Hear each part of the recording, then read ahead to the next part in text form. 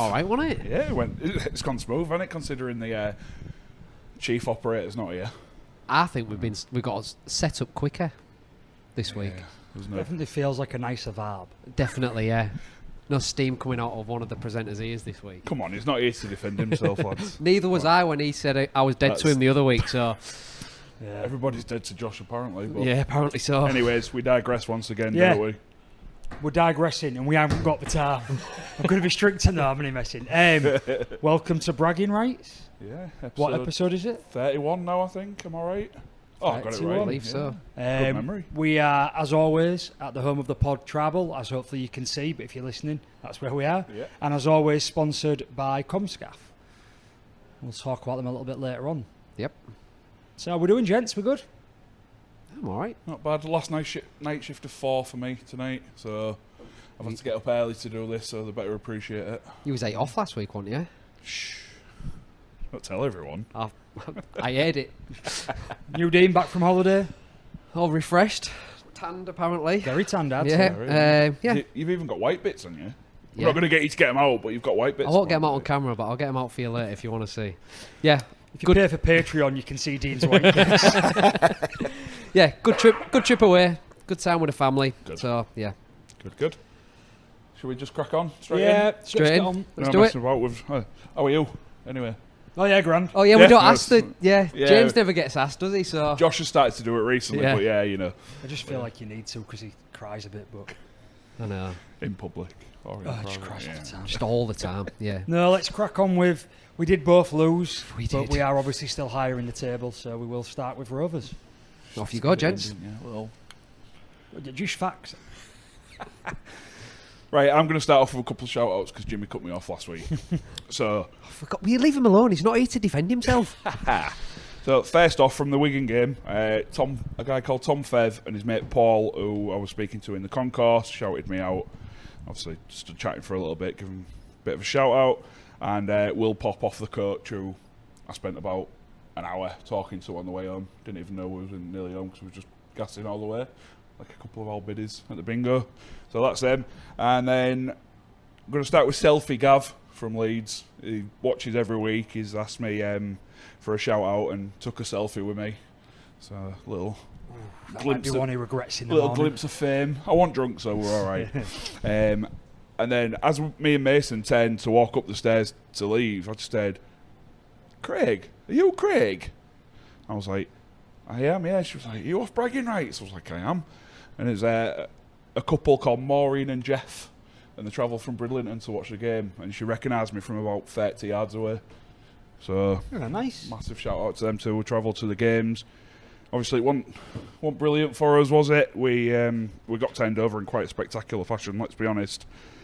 I'll start with the following, another superb following, 2,000 plus.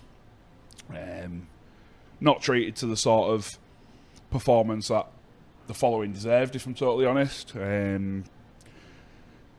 One thing I did note in the group, and I said I hate it at Leeds, it's the atmosphere in the away end. It's so hard to generate an atmosphere because it all just goes gets lost straight up into the air because there's no covering on it. I absolutely hate it in the Leeds away end because you can't get going. There was a poor atmosphere anyways, given what was happening to us, and it wasn't the best we've seen, especially in comparison to the previous week of what we did at Wigan. But it doesn't help the way that stadium's set up and the way that, you're right, the noise evaporates almost instantly. It's definitely a home fans atmosphere in it. Get rid of it. Get it in the fucking bin. I've gone big earlier and I don't care. Get it in the bin. It works for them. It works for them. It generates a good atmosphere at Headingley for the home fans. It's not fair. Let's be honest. But yeah, anyway, so I feel we started well. Sort of first 10-15 minutes, it was very, very even. And then, obviously, him scored that first try, giving it the big uns. If you're unaware of who him is, it was a certain Mr. Connor of ex-Hull FC fame. I have no issues with anyone doing that if he backed it up all game. So, he did, yeah, absolutely. To be fair, what I actually found interesting on some of the comments online was Jake Connor is Mikey Lewis. He is one of these players. They give it to the crowd, and Jake Connor to shush the Rovers fans. It's against us. We hate it. you love watching stuff like that. Yeah, These players are entertainers. What was more amusing was when the second try went to that young Cassell. Castle, or whatever it's called. Yeah. He needs to slow that down. You've got no beef with us. We've got no beef with you. And you've barely played a handful of first team games. It's a bit like when Flanagan from Huddersfield scored in front of you, and the same for us at our place, and he's like giving it the big ones, and I'm like, who are you? Yeah, why are you trying to force a rivalry? That Huddersfield game, Flanagan scored that one breakaway try, and after that, Mikey had 3 tries, 4 try assists, and just tore up and got 3 man of steel points. And obviously, we didn't come back to do that, but for Cassie, whatever he's called, I was like, you might want to rethink what you're doing here, pal. Yeah. Not because the game turned and we won, but just because we actually don't know who you are yet. Do something over a prolonged period. Jake Connor's got a lot of history with us Rovers fans. Yeah. He's took a lot off you. He's give a lot to you. So, yeah, you've got to take and give it in that sort of relationship, haven't you? Yeah, of course you have. And then there was one a little bit later on in the second half. I think it was after a penalty.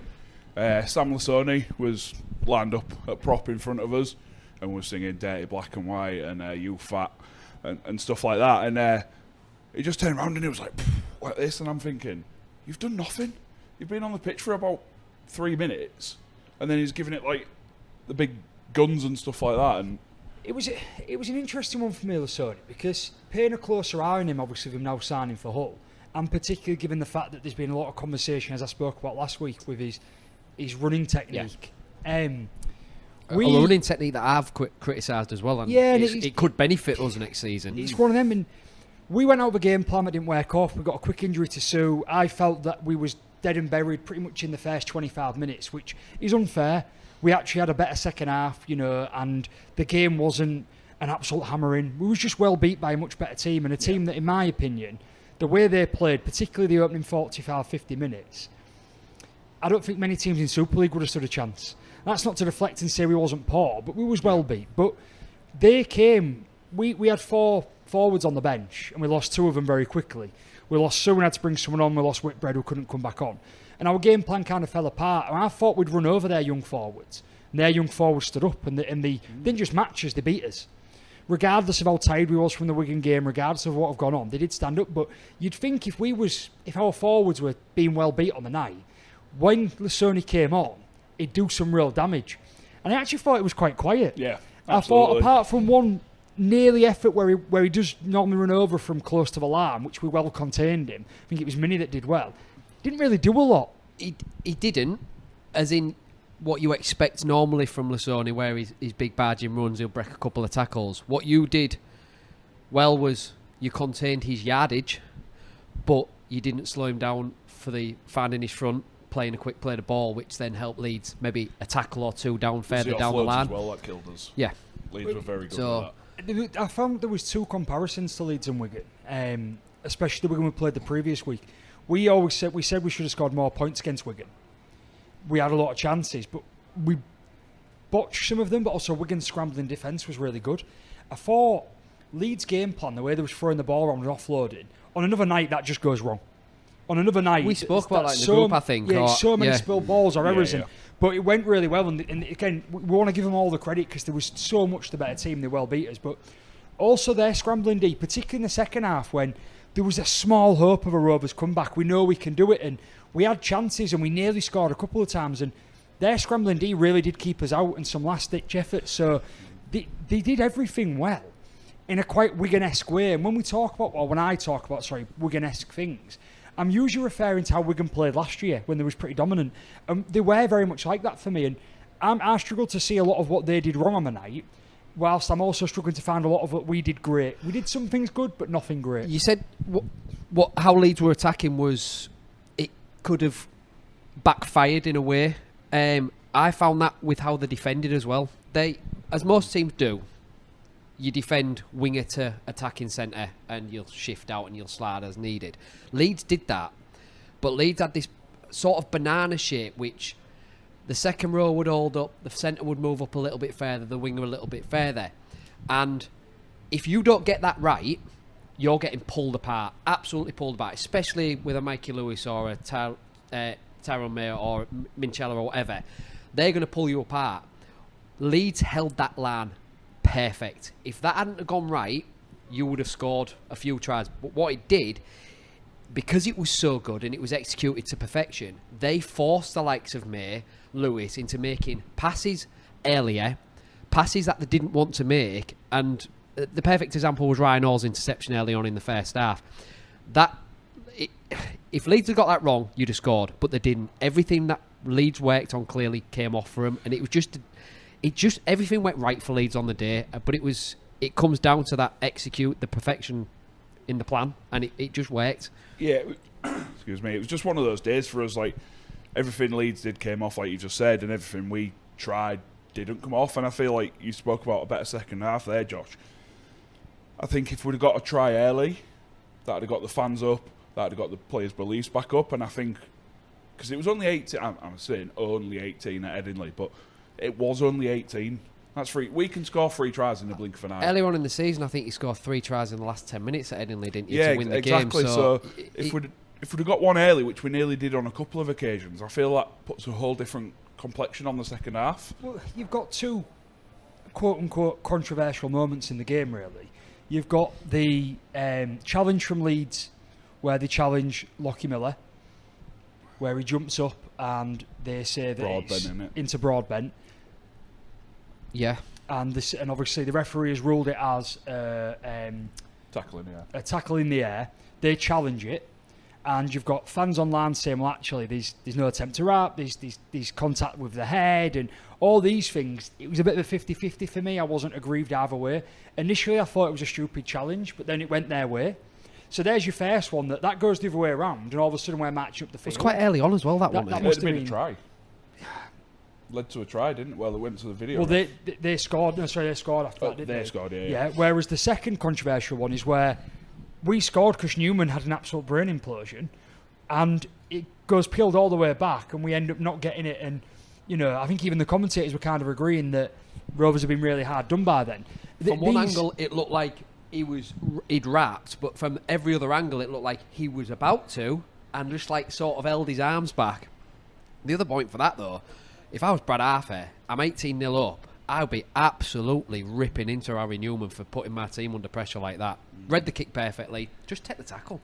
There's no need to be doing it. And these little moments like that, and again, I think I had to mention because they are 2 big moments. I don't feel particularly aggrieved about either of them. It didn't change the night. That try might have sparked us on a comeback, but it didn't. We were well beat by a team who, all right, I wouldn't say I fear. I think that there's a lot of different pieces to it for me, and I think that it took a lot out of us, the Wigan game. I don't care if people now want to joke and say that was our cup final. It was a massive game for us. And the week before, apart from Salford, we don't really class the team at the minute. Leeds got to play the team that are the most out of form in Casford at the minute and turn them over 64-6. So they came in after an absolute laugh. They turned for the game. They beat us well. For me, in the top 6 now, most teams can beat most teams on the day, or have got a chance to, the way it's looking. We don't worry about one defeat like that. I don't. We regroup.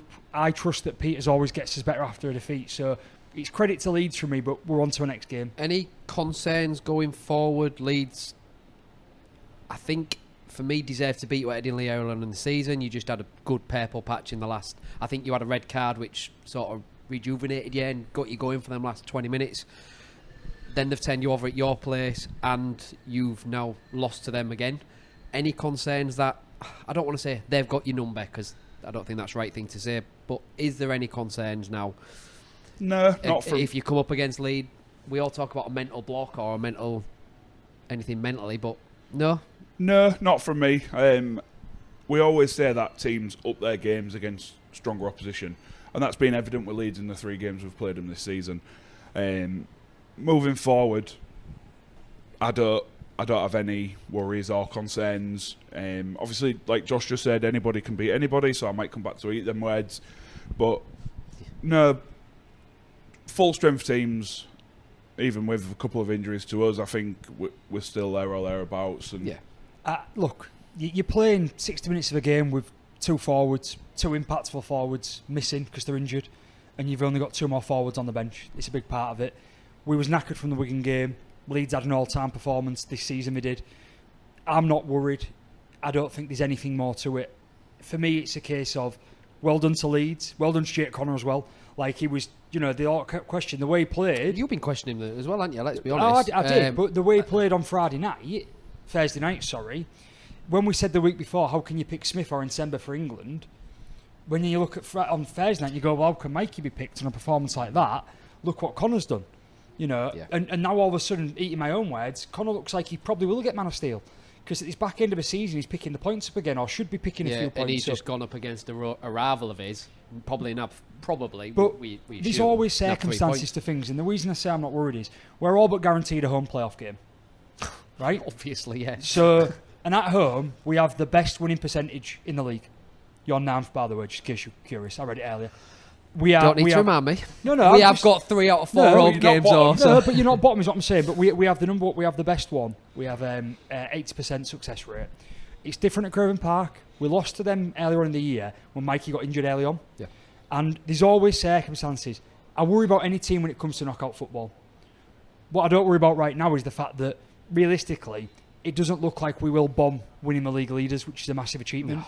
So we focus on that. Yeah. I know I'm going to say last couple of points, Crib Pro. I'll hand to you to finish. No worries. The only things I wanted to make sure I mentioned, apart from praising Connor and Leeds as I've done, thought Jez had a great game in a sea of mediocre performances. Yeah, only stand out for me. Shame that he's been cited afterwards and he's close to a ban now. He's only a point off. 5.5 points, I think. Jez was very good. I thought that Morg had really picked up his game and slotted back in again and was playing quite well. Not amazing, but seemed to be playing okay. Need to shout out Tom Davies getting his 100th try. So that's a big success for him. Obviously rubbish right at the end, but it kept us from being nilled. And then just one, because I've bagged on him a little bit a few times, and I think he was worthy of it. I think the performance of Aribi Doro was the best performance I've seen him given a Rovers shirt. He stood out to me. That was my shout. He's a big crowd favourite at Craven Park, and people ooh and ah and cheer when he takes a big run in, but his game's error-strewn, and he only really gets game time in the games that we've pretty much guaranteed to win it this year, and it was a big game for us, and I thought that he was impactful. I think that he played some longer minutes than expected with the injuries we got, and I think that he made a big impact. Sensible, he was found in his front, he was playing the ball. I don't think he had any knock-ons or high tackles to my memory. There was one where he tried a bit of a silly offload, I think. That's one silly offload, which still wasn't a knock-on, but it was a daft offload out of back. Mikey knocks on, didn't he? Yeah. Off the back of that, I think. I just shout out to him to see some maturity and to step up in a big game. Yeah. So he might see a bit more game time in the next few weeks as well. It still looks like he'll be 3 to 4 weeks out, which is good news, but obviously bad news at the same time. It's not major. So yeah, I couldn't find anything on Jai.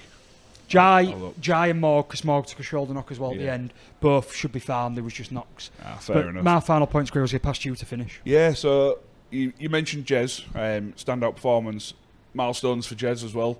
150 career appearances for Rovers and 150th in the Super League as well. So it's a big milestone for himself. I'll get my words out. Yeah, massive. Yeah, the effort and commitment was there, wasn't it? We just like that tiny little bit of quality, and like you've said, it's always hard to back up after Wigan.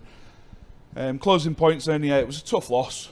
Always knew it was going to be tough. I mean, with the predictions and stuff like that, I nearly went for Leeds, but I just couldn't bring myself to go against Rovers. But on to Saints. We still only need 2 out of 4 wins. We've got 3 out of the 4 at home.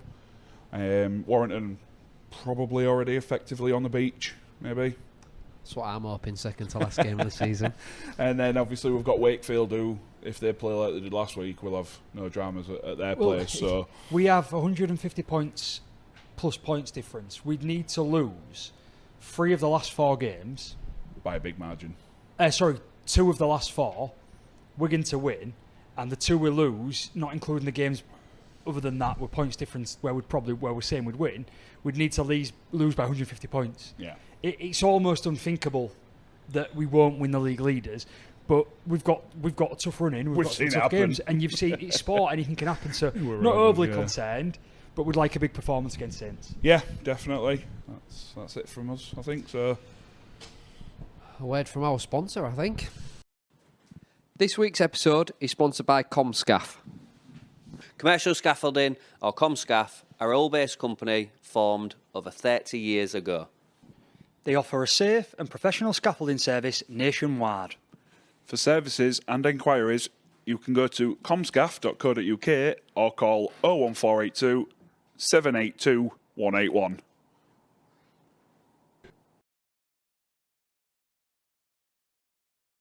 Me then. Over to you, yeah. I know. You and Jimmy Flying sent solo. Has Jimmy Matty sent you Akers, comprehensive like- notes like No. you sent him? No, So just so nothing. everyone knows with this, that last week with Dean on holiday, he's like, sent all his notes to Jimmy, sent extra notes about the pod, sent me his notes about the pod and his notes from FC. I think, I think I used the words, here's my notes, Josh, tear them apart as you see fit. And what's Jimmy done? Nothing. Just told me to go around to his house, unlock his garage, get all the pod stuff out, bring it here, set it all up, yeah. And now I've got to go around tomorrow. By the way, if you're not seeing this, I failed. Simple as that. If you're seeing this or listening to it from Wednesday onwards, did it. I did it. So, yeah, on to our game. I don't want to record this if you don't know how to release it. I've had a long day at work and I've come straight here. I'm on an hour's sleep. I've been up since midnight. So, yeah, I don't want to fail at this either. I really don't. Yeah, on to our game then. I wasn't there. Josh was. Yeah, I know. I heard. Been to every game. I've heard, yeah. Top fan now, aren't you? James has switched you, you've switched James. I'm just trying to think of things I'd rather do than be an FC fan. Keep it clean. Yeah, keep it clean. We'll move on. We'll move on. Yeah. Well, watching from afar like I did, for me it was a typical 2025 Hull FC performance. It was grit, determination, fight right up until the end.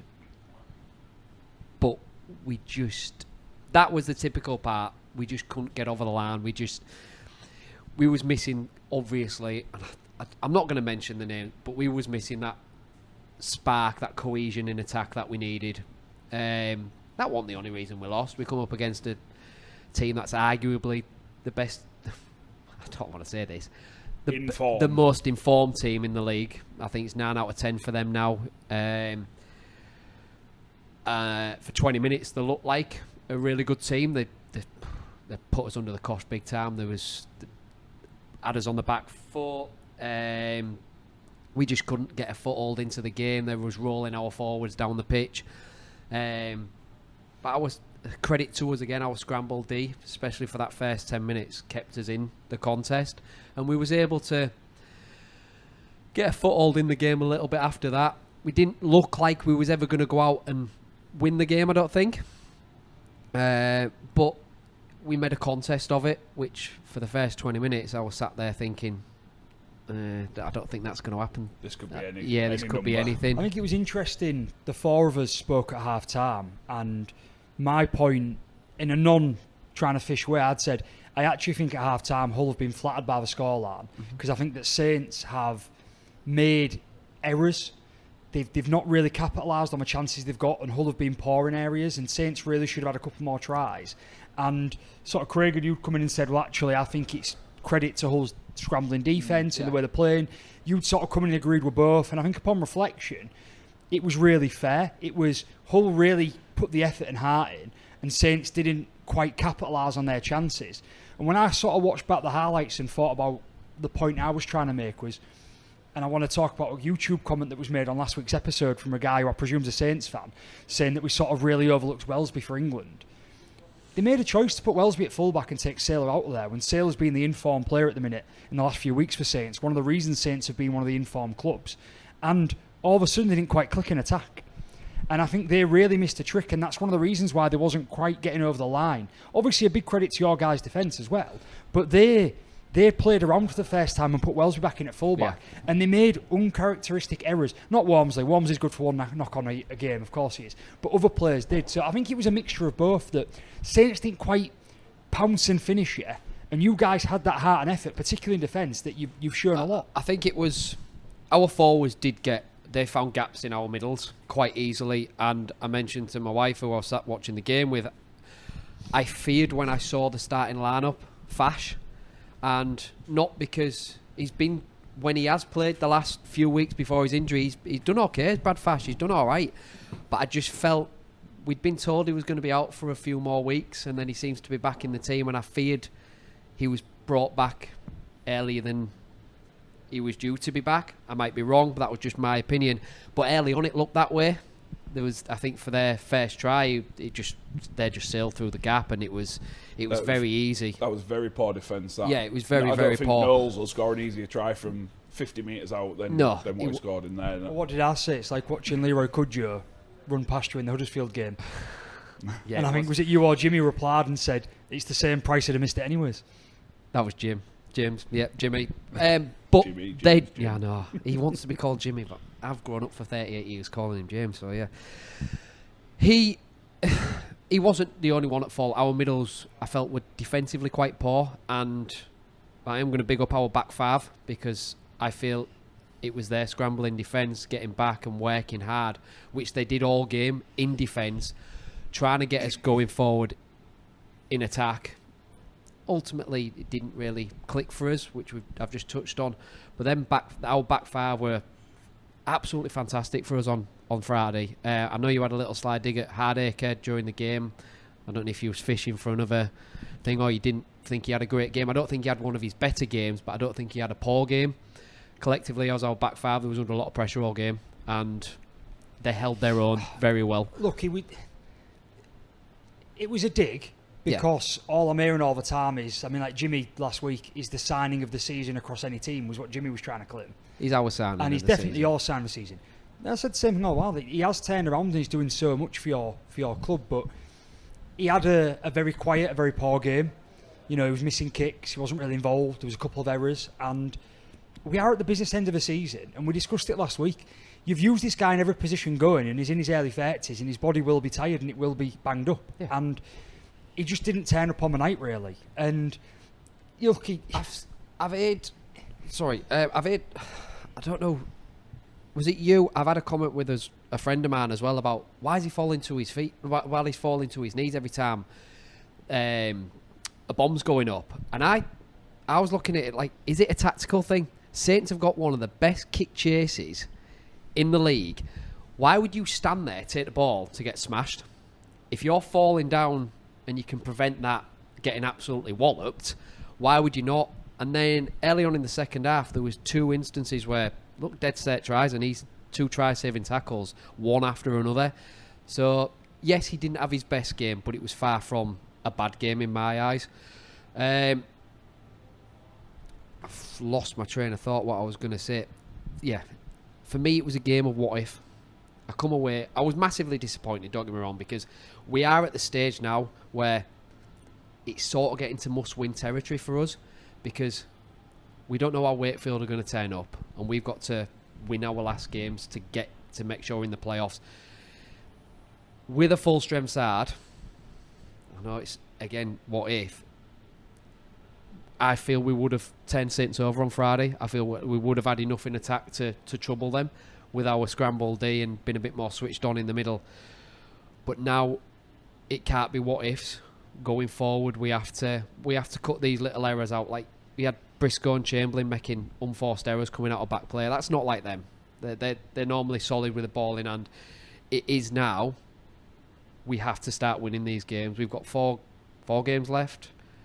We've got to win 3 at least to get in the playoffs. Especially when you take into account Wakefield's running. Yeah. Which it's a very probably the easiest, shall we say? It's a favourable on paper running. Yeah, we'll go. We're coming away from these games proud of the effort them lads put in. We lost Jed early on, so we're down on subs again. You can't give that man another contract. Well, he's got another year, and he's got another year. I know he hasn't. If he plays the full of next year, right? Everyone will turn around and say, myself, any other Rovers fans or Super League fans that are saying, you and James 4 weeks ago, whenever it was, like, they'll be like, oh, yeah, there was wrong. Look how good he's been this year. Like Jimmy last week was saying, he's got potential to be one of the best players in Super League when he's on. Honestly, he's been a waste of money this year. Yeah. He's done very well, apart from his first game back against Saints, where I think he was trying to do too much. But since then, he's built in, and he's been brilliant. But it was always, how long will he be brilliant for? And it's not because of his ability. How long is he going to be on the pitch for? You've got to ask questions of the players and start looking and saying, like, we're Price. How many injuries is Price going to get? Is he injury prone? Is he doing the right thing in the S&C department? Asiata, another injury. Same area again. This doesn't seem to heal, right? Not at the right age of the end of his career. Cartwright. What's he played for you? 4 games? He's Right. definitely less So than. you- He's not in double figures. These Definitely. these players that apparently all these if buts and maybes maybe would have changed your season. You'd be 4-4-50. You wouldn't be battling for the 6th, Yeah. which would have been unbelievable for you. But you've got to have a serious think in the off season about who you want next year and what you're going to do with it.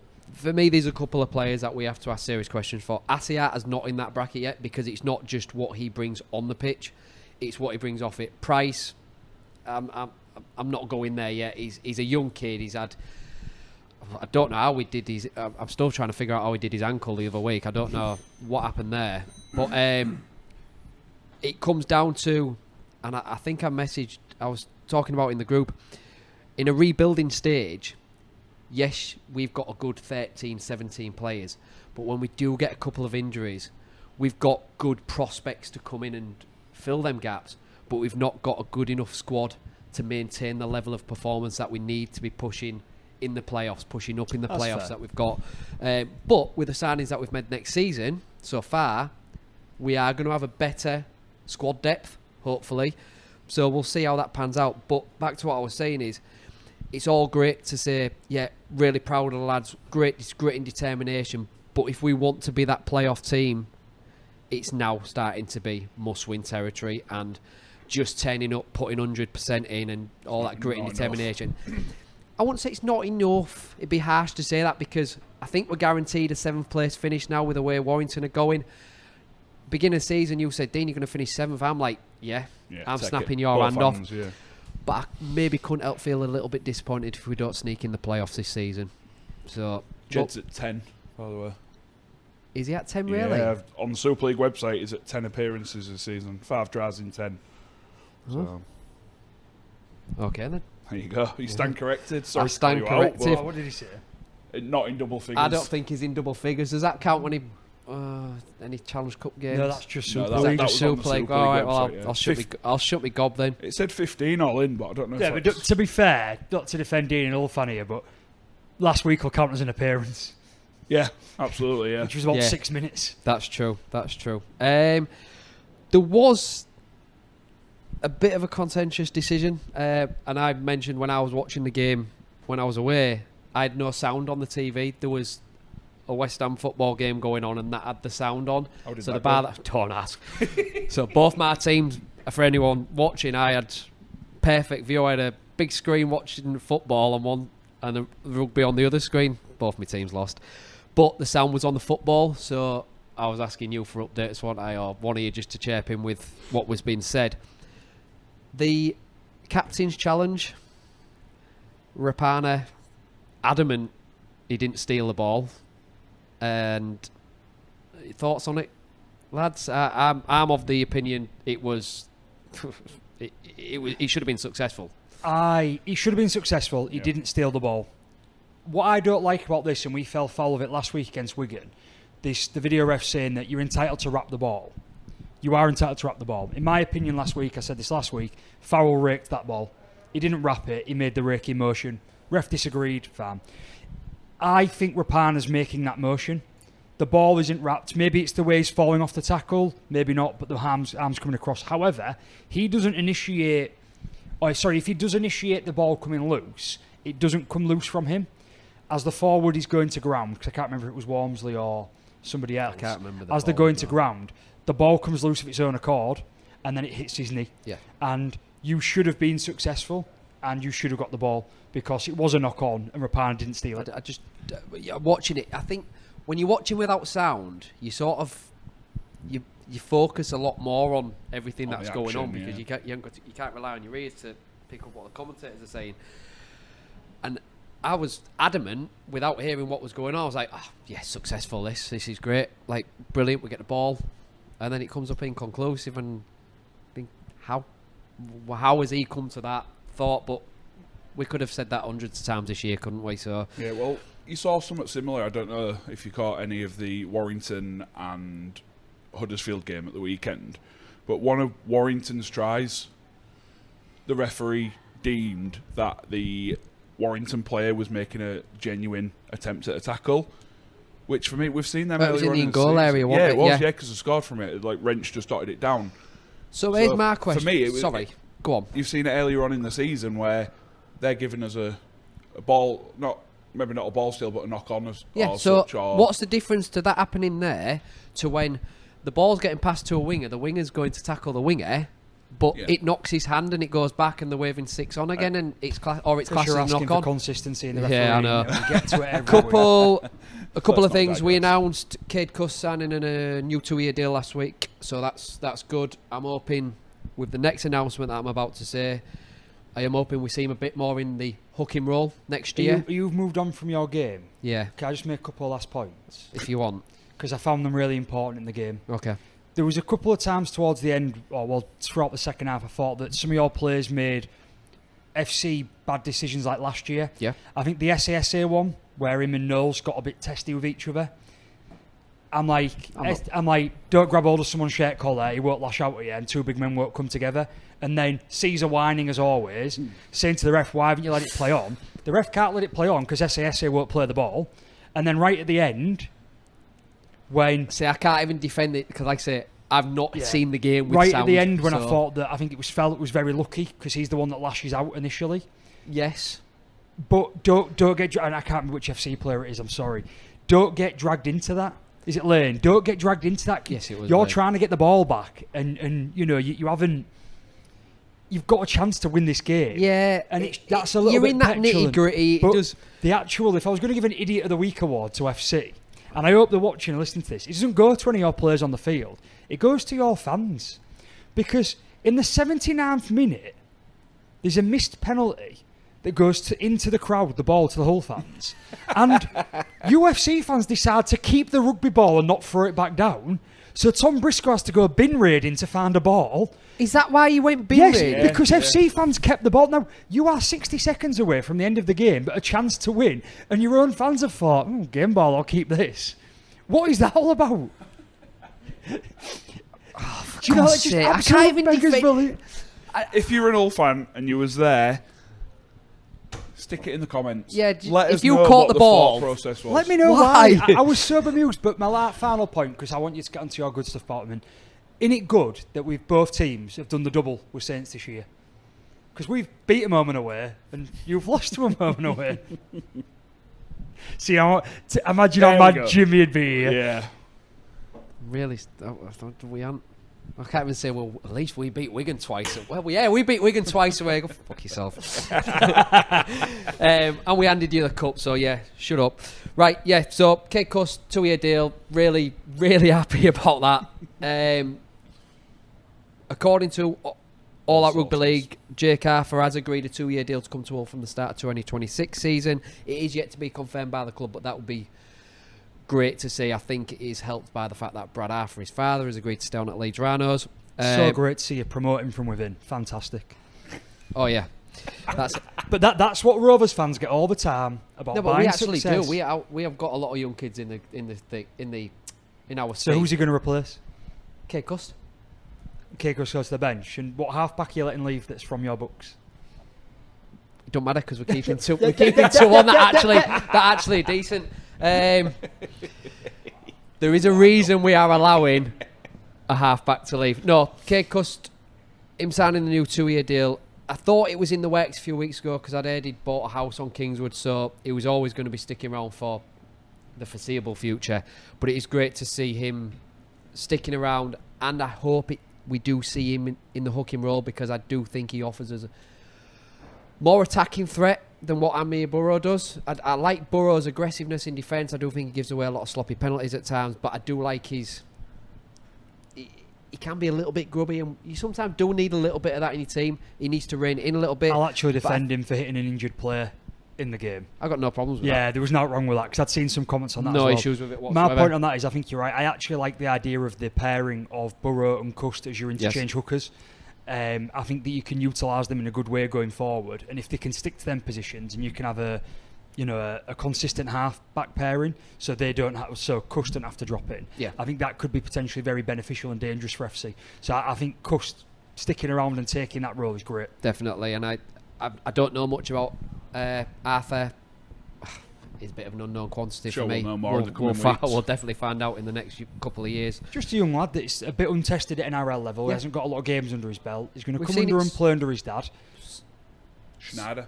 We've seen it so many times. Sorry, going to come over here where his dad is. I didn't mean to play on his dad. Play under near his dad, so he's got that family type. Maybe that helps both of them. The chances are he'll probably live out that way. Like Goole or somewhere, sort of Yeah, in the you middle. never know. He might travel in with the likes of Zach and Briscoe. Before I wrap up, before Susan loses it, Friday night, the academy team went down 32-24 to Castleford, and I just want to bring this up. Looking ahead to this weekend, LFC's wheelchair team take part in the end of season playoffs.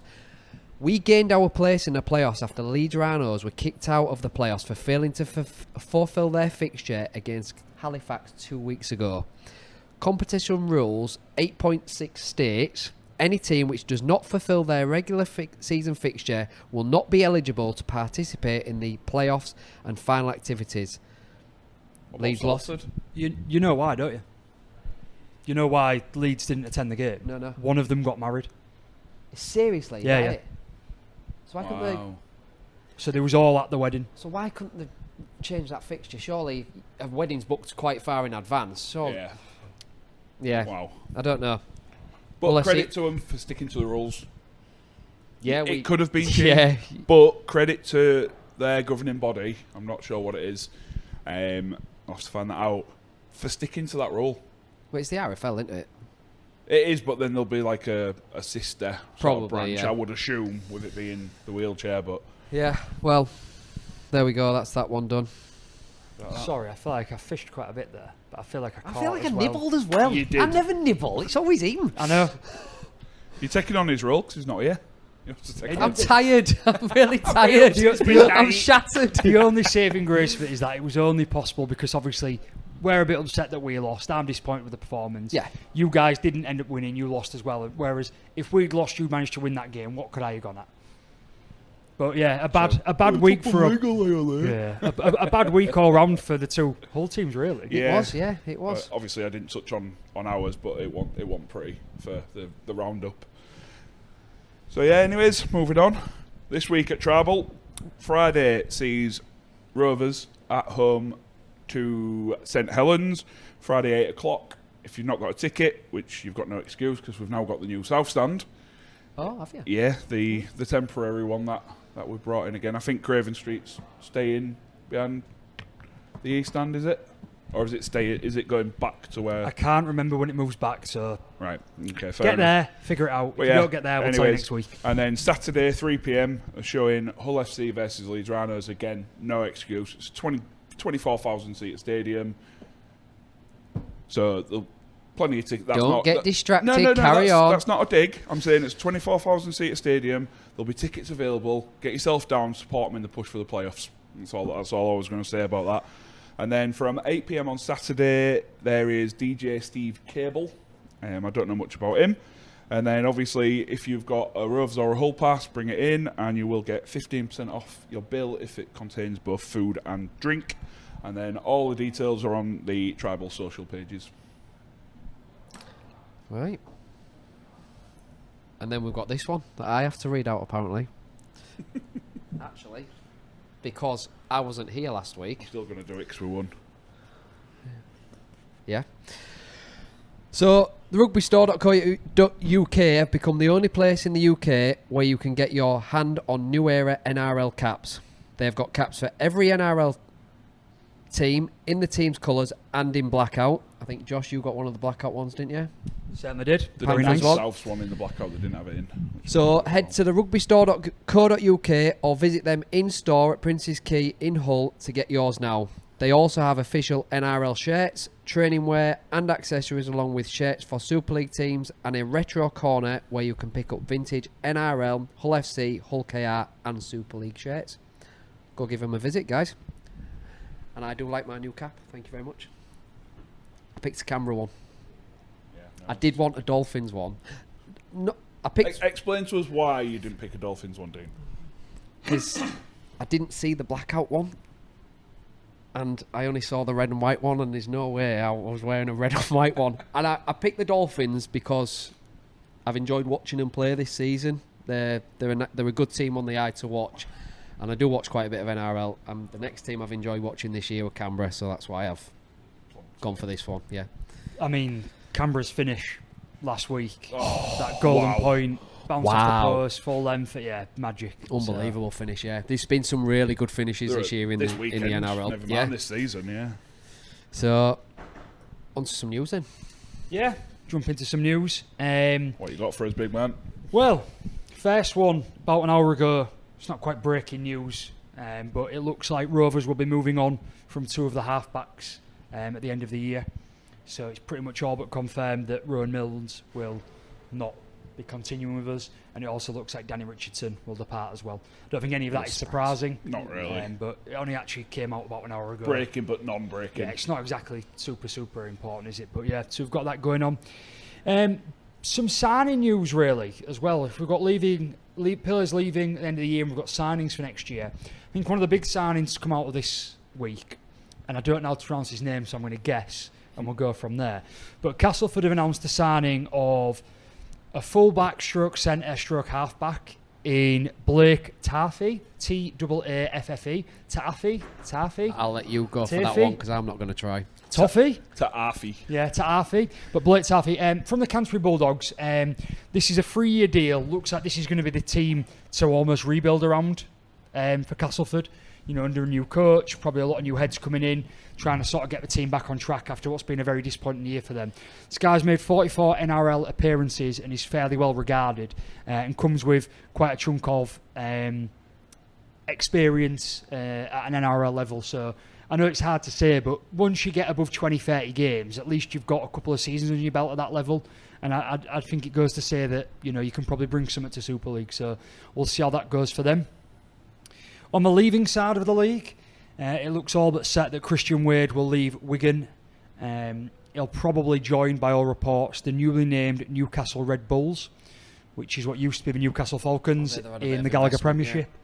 Yeah. What I do believe will happen here is that it will happen fairly soon, by the 28th of September, which will mean that he's not available for a playoff push for Wigan, but let's be honest, he probably wasn't going to play anyways. But that will allow him to be in time for the new Rugby Union Premiership season. Well done to Alessi for ruining his career. Yeah. Well done to Caesar single-handedly doing it. Yeah. I was going to mention Jake Cartwright. You obviously mentioned him earlier, so it looks like that's all but done as well. Have I wrote it? Cartwright. You did it this morning in the group as well. What's he called? Jake Arthur. Brad Arthur's son. Jake Cartwright. Why have I wrote that? I don't know. You did it in the group. You're like, this is when I'm writing my notes, rushing around at work. Nuts. So yeah, some guy, we don't know, can't remember his name because he's done nothing in the NRL. I hope he's not a Cartwright because we'll only see him 10 times in a season. That's for not double figures. Throw me right off that. It don't look right now I've said it as well. Anyways, yeah, you spoke about that. Luckily you got it right. A couple more items then. So one around the Newcastle Knights. It looks like their coach Adam O'Brien will be leaving. That isn't fully confirmed either, but as always with the news we break now, by the time we wake up tomorrow morning, it can be confirmed. But he has actually got 2 years left on his deal, but it looks like he's going to be gone. I mean, I have seen that Knights are something like 100 points off the next points for in the league this year. That's how bad they've been in attack. But they're still selling out. Wow. I know. But the big news around that is that the rumours are that really there's only a couple of names that look likely to take the job, and it looks like it could be the assistant coach, which is Blake Green, Rovers fan favourite, or the rumours are flying around that it could be Willie Peters or the Leeds coach, Brad Arthur. Not Brad Cartwright. No, which obviously having seen that, you know, Brad Arthur has just signed this rolling 1-year deal and agreed to stay. Peters is contracted till 2028. Things can happen. That doesn't mean it won't happen, but I would lean more in favour of that Blake Green is getting the job. But that was some news out of today as well. I also heard, sorry to interrupt, Des Asler as well. Has he left the Titans? Has that been? I didn't see that, but no, I think. Sure, yeah. I don't think that's been confirmed. Has it not been confirmed? I think it's rumours. Is it rumours? Fair enough. So, yeah. And then the final point, bit of a strange one, this, but well within rugby league news. New Zealand and South star Brad Smith is in a bit of trouble. It was first mentioned a few weeks back, but it's grown legs over the last couple of days. But essentially, he was hit with drug and betting charges. And this seemed really bad at first. It seemed like he'd been maybe giving tips away or match fixing or been involved in large drug deals. What it actually boils down to now is two things. The first one is that He apparently told a known drug dealer about a change to a matchday squad. There is no evidence to show that betting followed this or that anybody that played the game changed any of the way they played the game. However, this does fall under a specific clause in the rules of what you're not allowed to do. That is privileged information to players, so he can rightly be punished for this. Talbot Kelly against Lee in 2016 for us. That's why he didn't play. Yeah. So it has happened, and people across the world in rugby league communities have been, governing bodies, not communities, have been punished for this. The second charge to this, which drags in another player, which can be concerning for us as England fans, is that it's now dragged Victor Radley into this. He's tied up in it. It's alleged that Smith supplied a small amount of cocaine to Victor Radley, enough that would be only for personal consumption. But it could therefore be seen as dealing, or it can be seen as consumption of an illicit substance. So there's a big grey area. There's a lot of noise around this right now. What we don't know is what the next steps are. We do know that Brad Smith has been charged and will have to appear in court with this. But that doesn't mean he's guilty. And South have also not dropped him. Right. So he's still allowed to play. And there are no reports on that Victor Radley's in any trouble either right now. Just that they're the reports that are circulating. So, look, major or minor, we'll find out what happens with Brandon Smith. Victor Radley will see if there's any truth to it, but if obviously it does become an issue, it means that we might not be seeing Smith come the Ashes series, because even if he could be selected, he might not be allowed to travel to the UK. So we'll see what comes out of that. But I do think as well in the news section, we're really coming into a tricky part of the season now where we're going to start seeing a lot more news from journalists and from the online publications of minor injuries, niggles, things that are happening, Rovers, we're losing these players, there's all these things going on because we are getting to the nitty-gritty playoffs and it's the same down under. So I will try my best to try and get through and filter through and see what the important ones are and get only the decent ones in. But for this week, they're the big breaking news points for what's going on in the world. Yeah, my mum's gutted about Brandon Smith because she loves him, even though he plays for Souths. Yeah, she was like, my boy's in trouble. Oh no, I like Victor Radley personally. I'd be gutted if anything. Absolutely. If he misses the Ashes series. So, moving on from the news, I want to speak about Lila's Law. We've had John, Lila's father, on the pod a couple of months ago. As you're all probably aware, if you watch, you've seen the banner across the bottom. There was a fun day held 2 weeks ago now, I think it was. 7th of August, was it? Something like that? Something like it, well, it was 2 weeks ago, and a few of us from the pod attended. I think we had an enjoyable afternoon, didn't we? I know. Yeah, really. Me and Jimmy had to shoot off because it was a Salford game, but we spent a good few hours there and we mingled and had a chat with a few good people. Just saying, Fairkill stayed longer than you did.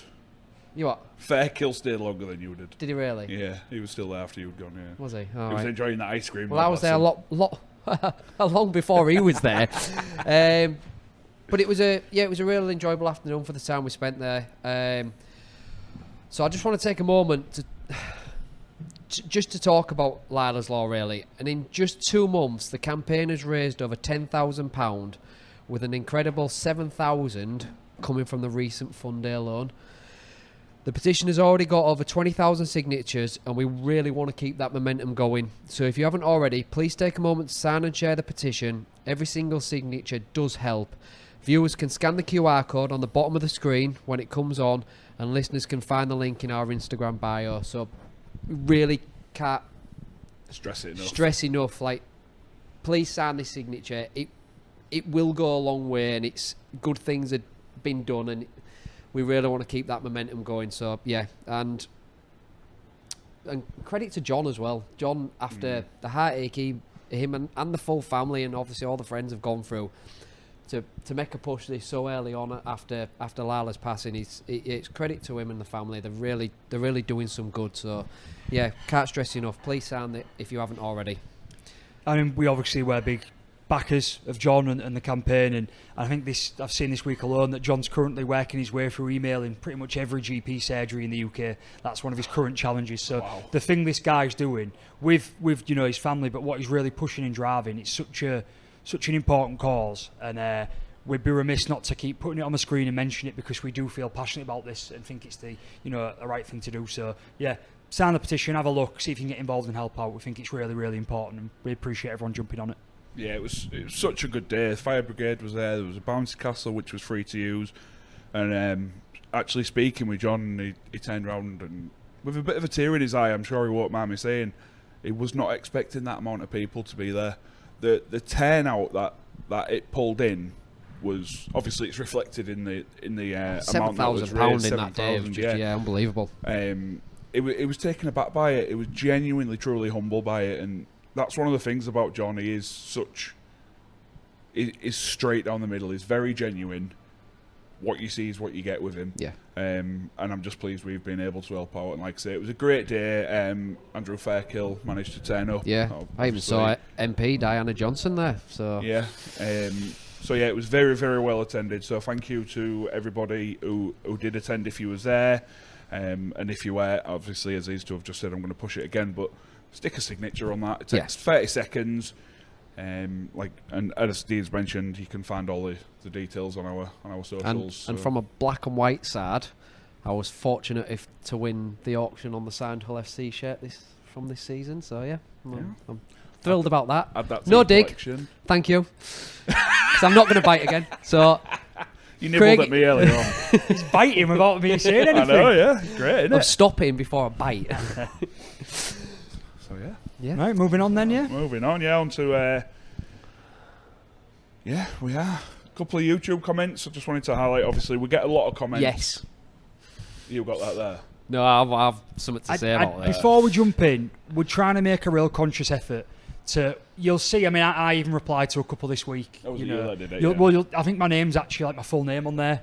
Yeah, it should be. So it's like Josh Hindley something. So you should see when I reply to people. I don't always reply to everyone. I've seen that our actual bragging rights handler replies to a few.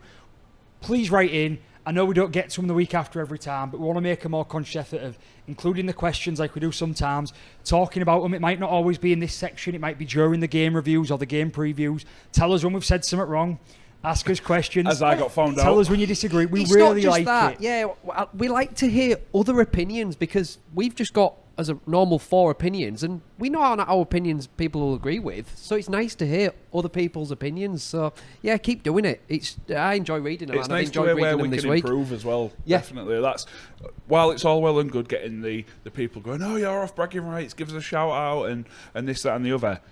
The constructive criticism as well. Yeah. Is constructive criticism. is probably more beneficial to us. Yeah. I'm not saying stop with the niceties because I enjoy it. I don't know about you two guys, but Straight up criticism for me.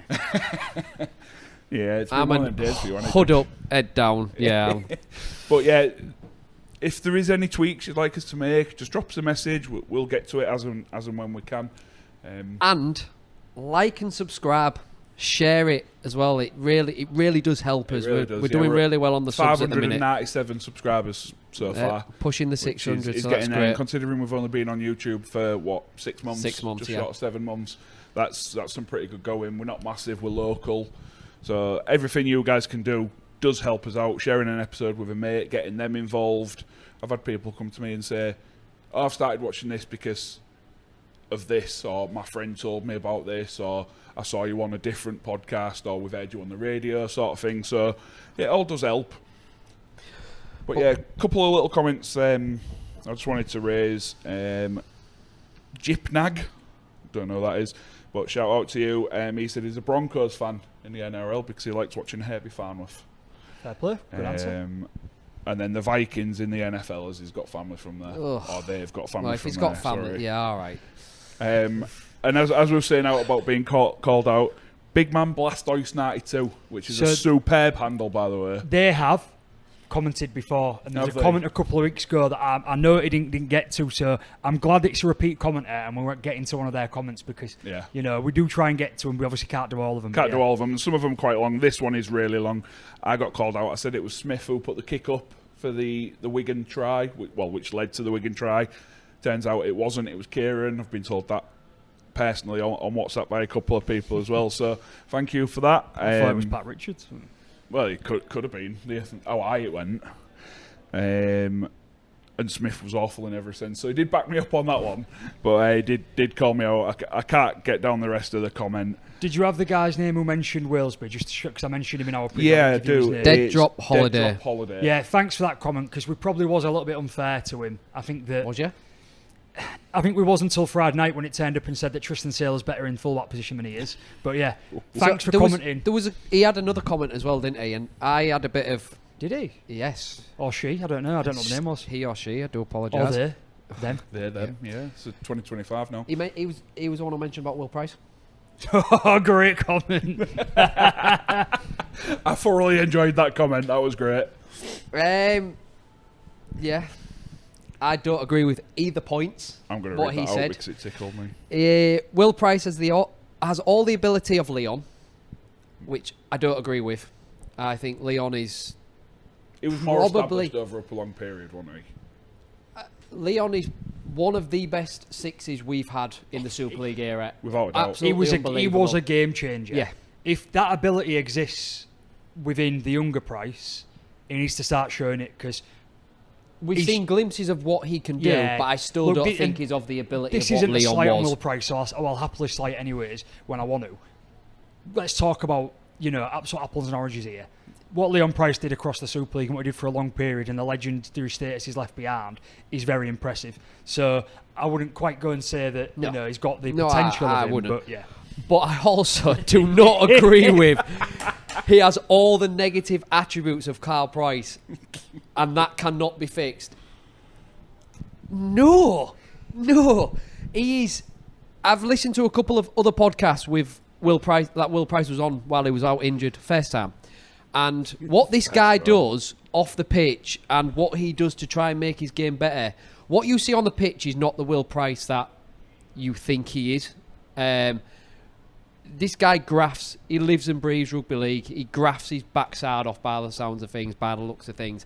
And that is not what Carl Price was about. Like, he might not be your cup of tea, but I don't agree with the comparison to Carl Price. I'm sorry about that. It just tickled us, that was all, I think. After the Dean's banter, bit. after the banter back and forth, I tried to take a step back, think about it in a proper way. Just said my bit on Leon Price. Yeah. One of the legends of the game. Legend for England, Great Britain at times as well. Do you know, he's done a lot over a lot of time. His and he's still Bondi there. comment, Bondi Blackpool Beach comment in 2006. That's a very, very high ceiling to reach. No one can say for sure till the end of Will Price's career if he can hit that or not. But what we can say about Will Price is this guy's very young. He's 21. He's nearly 22. He's got bags of potential, and he's shown some glimpses of it. And obviously, we want him to get back from his injury, and you want players to come through, and you want people to be dedicated. We will see where he can go in his career, and we wish him all the best in that, obviously, of course we do. However, when I look at Will Price, I think there is a Super League level player in you. Whether that's top 6 or bottom 6 is yet to be seen for me. And we all know he's got defensive work to go through, but going forward, he looks very good for a young player who's very quick and has got, quite a good rugby brain. The next thing about Carl Price is, it was very clear to me with Carl Price, in my opinion, for what that's worth, is that you had a player that was championship level at best for most of his career. And that's the difference. That's why there is more potential in Will than there was in Carl for me. He come through, and Leon did as well. Leon come through a Bradford system which was flying at the time. They had Vainicolo, they had Sean Tainape, they had Field and Peacock, and there was winning trophies. And Leon come in and contributed to that. Carl Price come in, slotted in because it was easier for him to slot in because he had all these greats around him. But when times got tough there, he wasn't able to kick on and carry on. For Will, I do agree. Will come through at Huddersfield. You saw glimpses, and then he was snapped up by the NRL. So he's not established himself anywhere yet, and time will only tell. We will. I do believe we will see a decent level Super League player out of him. I hope so, but like I say, time will tell with that one. He did have another comment, didn't he, about the Wellesby thing, and I heard you guys chatting about it last week. My take on Wellesby is, I think he's overrated. Personally, I don't think he is top notch. He's a very good player, but I don't agree with all the hype around him. And I'll have a sly little dig on this guy. He said Wellesby is one of the first names on the team sheet. He's only one of the first names on the team sheet because he plays in the fullback position. He is a very good player. He's not a world beater. Dead drop's And- coming for you next week. Well, I don't care. Like, I'm allowed an opinion, and he's Well, allowed his yeah. opinion. He could have gone to the NRL a few years ago, and he chose not to go. If he's anything of the player that these are all saying he is, he'd have gone and tested himself with the world's absolutely. best. So one final one. Obviously, I can't get through everybody. So if you did comment, thank you very much. It is tough because there's a lot of content to go through, even though it's only 15, 16 comments. But one final one. Regular commenter, had to call this out. Gary Lee. I was hoping you'd do this. I had to. Regular commenter, like I say. He does agree with you that Smith should have got some form of card for his constant going at the ref. And his food question of the week is beans on a full English, yes or no? For me, it's an outright yes. It's not the same with Beans all on a full English? Yeah. 100%. Yeah. He It's said no it's question. a no. He And said it's a no. The reason I wanted to bring it up as well, not because he agreed with me, but was on the beans thing. 100% yes. I'm a big bean fan. To the point of like one of my favourite things rather than a full English. If you go get a bacon and sausage sandwich, don't get ketchup or brown sauce. Get Put beans on beans top on of it. it. Right? Beans, yeah. It's unreal. Absolutely. But for me, I am a Branston bean man. They are far better than Heinz. And it's not that I dislike Heinz or the Rush, but go to Branston, get them going on the hob, get them nice and thick. Do you know which Honestly, ones I like on that? unreal. Asda's own in the red tin. I don't know if I've actually tried Branston. I probably have if I've eaten out, but I've never willingly Not gone knowing, and bought like, some. yeah. I have lived my breakfast because you don't get proper bacon and sausage out in Turkey. I've lived off scrambled egg, toast, and beans for the last 2 weeks. My breakfast. So yes, I'm 100% beans on my breakfast. Susan disagrees. He no scrunched one cares his about face Susan. and shook his head. So I think James would agree. James I think. the beans, man. Yeah, I think so. It's Yeah. actually quite disappointing at work because I go and get a breakfast every morning, but I don't get a full breakfast. I get a couple of poached eggs and bacon and sort of like wet the macros out and all that boring stuff. But I would get the beans, but the beans are awful. They are like the worst. own. Honestly, like there's everything on offer, and it's probably like the worst of everything. Even the black pudding's pretty decent. Do you know what I mean? The sausages are half decent, but the beans are just not good. Yeah. So yeah, Right. hit us up. Let us know. Beans, yes or no. And then we look forward to Gary's next food question. Yes, definitely. We do. Cheers, Gary. We do enjoy them. Let's jump into the Rovers preview. We've got a couple of minutes on that, a couple of minutes on the FC, and then we'll jump into predictions after that. Saints at home on Friday, is it? Yes, Yeah. Friday 8 p.m. As we spoke about a little bit earlier, we usually see a sort of response from Rovers after a defeat. I'd like to see that this week. I'd like to see us not necessarily put St Helens to the sword, but not give them an inch, so to speak. It's a very, very winnable game. We turned them over at their place quite convincingly earlier on in the season. I think it was first away game of the season, wasn't it? So yeah, obviously a little bit light in the forward pack, but we I've do just have got some news on that. Oh, hello. So, all at Rugby League, Sal and Warrior Hargreaves will miss Friday. Obviously, we know. Yeah. Jai is touch and go, Yeah. so he could be available. That'd be a big plus for you after losing Jai and Sal. Well, Yeah. we've got the squad depth. We've got Jack So I Brown saw to Sue, come in. sorry. We've got Sal. Doro. There's Doro, there's Brown, there's ways around it. It's a big game. Make no beans about it, but no pun intended on that one of the time beans. But for me, we're at home, as you say, we usually turn around well. I think that Saints was missing a trick, and maybe it's just because Wellesby don't just come back. Maybe they won't do it this time. But when they had Sailor at fullback, and when they had Sailor on the field, they were a better team. And if they're still going to be tinkering around, and Wellens is going to tinker around and do things, I don't think they'll structure themselves well enough to put a lot of points against us. And I expect us to bounce back. And therefore, look, I'm not saying it'll be a massive win or anything like that. I think it might be quite a close game, but Just get the job done, I think. It's got to be on it after It's- last yeah. week's. it's so Get the hard. win, get it Like, done. I'm reading a lot of comments online at the minute from a lot of other fans that are sort of like, Rovers had deserved the League Leaders Shield. From a lot of other fans, from Wigan fans and Cass fans and Leeds fans, because like consistently across the year, we've been that most consistent team. How can... But it's not I done don't yet. want to say this, but how can anyone dispute that? And you look at it and you go, well, actually, yes, it can be a bit worrying at the business end of a season. You start dropping a few games, but is there a better time to drop them when the league's pretty much hopefully wrapped up? 4 games from the end of the season, you want to start be taking that. You don't want to be hitting the playoffs in a bad run of stuttering. form. Of course you don't. But at the same time, I'd rather do it these 2 weeks and then win the next Build the three next and three, build yeah. up. If the Yeah. stats, not the point of the business end at the very last couple of games. I mean, like right now, if these are the two we're going to lose and then win the next three and going on a high, finish top of the league, I'm more than happy with that and see what the playoffs bring. So we'll see what it brings. I think we'll see a few change around. We've got to be careful with Jez being a point off a ban. Yeah. Not concerning because he's a dirty player that makes mistakes, but anything can go wrong on a rugby field, can't it? Yeah, But I'm expecting a big response from two players in particular, which is May and Mikey. absolutely. Yeah, they didn't turn up, did they, on Friday? And yeah, Thursday. they need to start clicking again after not playing together for a few weeks previous. So, yeah. Over to you guys. What's your thoughts, feelings? My thoughts are, well, we get Watson, SA back. I think SA, Watts should be back as long as he passes all his protocols. SA should be okay after pulling out of a hamstring injury prior to the game on Friday. Obviously, Carter Jr. is not going to be available. I don't think we're going to see him for the rest of the season. I'm pretty much expecting a similar to the Saints game last week. All heart, great determination, all what we know Hull are going to give. But I feel like we're just going to get undone by a team that's going to have a bit more quality than us in attack. For us, though, from my point of view, we've got you guys after Leeds. We have to win one of them games, Leeds or Rovers, and then we've got Wire Catalans, which I feel like are very winnable games for us.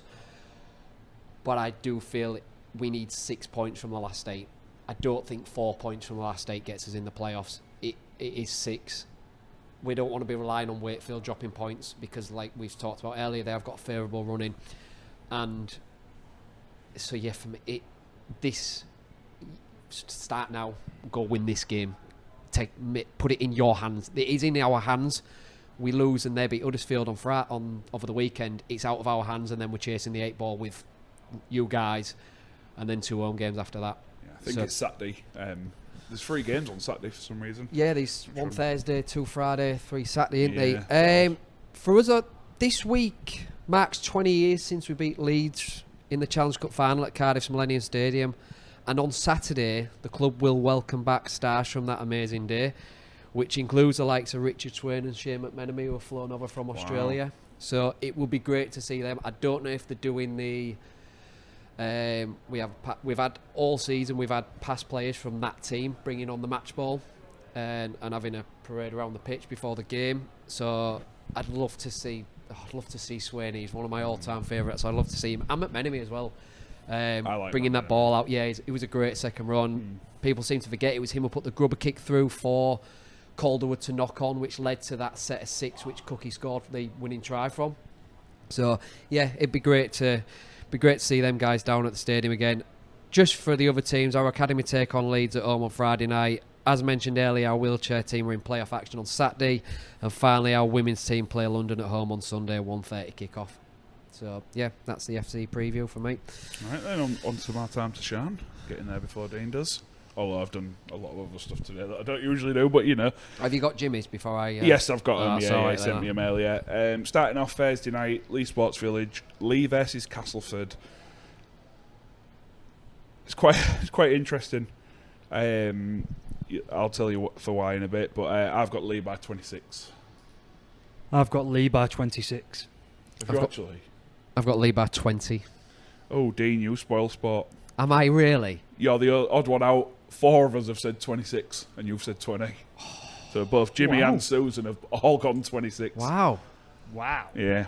Sorry, guys. Could have had a clean sweep I there. know, yeah. That'd have been a For first. Cast to go win and we all get no points. It just means Jimmy can't get any further points on me, but that'll come at some point. I've no doubt about that. Over to the east of all then. It's actually he moves closer to you. Oh, yeah. Forgot about that. Yeah, he's taking it seriously now, though. He's had his fun. Over to Eastall. I'm going to sell out 3 stands, Beg, Van Robbins. I've got Rovers. 4 now, aren't you? Well, 3 in a temporary stand, Beg, Van Robbins, yeah. 2 OKR temporary versus stands. St Helens, as we've just spoken about. I've got Rovers by 10. I've got Rovers by 8. Rovers by 5. I've just written that in as we Just started yeah, as well. because you was undecided, Yeah, weren't you? Jimmy has Rovers by 8, and Susan has Rovers by 6. So very, very close on that one. I've got the biggest winning margin on there. Over to the Halliwell Jones, Warrington versus Salford. I've got Warrington by 28. Do you know, as stupid as it sounds, this game, which isn't really important, I yinged and yanged for ages because Wyre just were pretty dreadful in a way on Sunday, and then Salford obviously are still struggling. I was back and forth, and I thought, you've got to back that. They've still got people like Sneed on there. They aren't going to roll over, and I've seen people thinking it might be a lot closer, but I've had to say a Wyre by 22. I've not yinged and yanged about who's going to win. No, I meant by the points. By the points, and I've gone 25 to Wyre, but I won't be surprised if we're an 8-10 point win here. Just have a little shout out to interrupt you to Mike Abley, who was really concerned about you and your odd numbers. Me? Yeah. I deliberately do it because it's 5 points 5 difference. points, So Yeah, no, I did text him back and tell him that, but he did text me to say. Yeah, it's not that I think they're going to win by 25. It just, yeah. Give off, you love drop goals. You always have. No, that's Jimmy. You say that, He's got a but weird obsession with drop you goals. say that, but Jimmy's gone for Warrington by 48. Oh, does he not think Salford are going to field the team this week? And Yeah, maybe that's. He'll what he's just gone do that for. every game, won't he? yeah, he will know. Yeah. Susan's gone for the odd number, 35. Well, Susan started copying off me. Warrington, Yeah. you started the trend off, didn't you, Dean? On to Saturday, over at the MKM Circle, KCOM, KC Stadium, whatever you want to call it these days. Hull FC versus Leeds. I've got Leeds by 10. Leeds by 18. I've got Leeds by 8. Jimmy has, he's back to the drop goals, Leeds by 7. And Susan also has Leeds by 8. Over at Bellevue in Wakefield, I'm not calling it its proper name because I don't like it. What is it? Accru Stadium or something. So you just called it by the name then? Yeah, you asked me a question, I didn't call it that. Huddersfield by 8. Ooh. Well, you've got to try something different. haven't Exactly, it's got to come at some Wouldn't point. wouldn't hasn't you? surprise No, it me. wouldn't surprise me. But I've got Wakey by 14. They did well to come back on the weekend. Yeah. I think they scored 3 unanswered tries in the second half. Yeah. Like They did, but they did it against a Warrington team that they have just given up. Yeah, they have. And Wakey, every time they've had a break this year, they've played really badly the week after. They wasn't beat by an immense Wigan team. Wigan didn't have to get out of second gear. No. Wakey just might as well not turned up. And I'm backing them to turn up because the season's on it, and so that's why I've got Wakey by 14. But I would not be surprised, honestly, if you got the points on that one. I've got Wakey by 7. 7. Jimmy has Wakefield by 10, and Susan also has Wakefield Just by to let 7. you know, Mike Abel, I have gone odd number on the last game as well. Finally, Catalans versus Wigan, Stade Gilbert Brutus in the south of France. I've got Wigan by 22. Wigan by 24. Wigan 19. 19. Jimmy has Wigan by 10, and Susan has Wigan by 18. And that is that. Wow. Pretty smooth, pretty successful. Yeah, not bad. Sure, it turns out we don't actually need Jimmy, don't we? I was just going to say Oh, no. If you're seeing this or listening to this, we don't need Jimmy. If we have to, if there's an apology going out on Instagram, on YouTube or whatever, we need Jimmy. Right, not going to do another play about it, but just a quick reminder, if you do enjoy it, give us a like and subscribe. You know, we do appreciate it, and we do appreciate the comments just as much as we appreciate people stopping us at games and in the street or in the pub or whatever to say hello and just have a chat, so please carry on doing that. Thank you as always to the home of the pod, to Tribal, for letting us come and record here and just being our home away from home. Yeah. And as thank you as always to our sponsor, Comscaf, as well. So that is it from us this week. So I think I'll start. Or do you want to start and go around? You can start, yeah. See you, bye. See you, bye. See you, bye.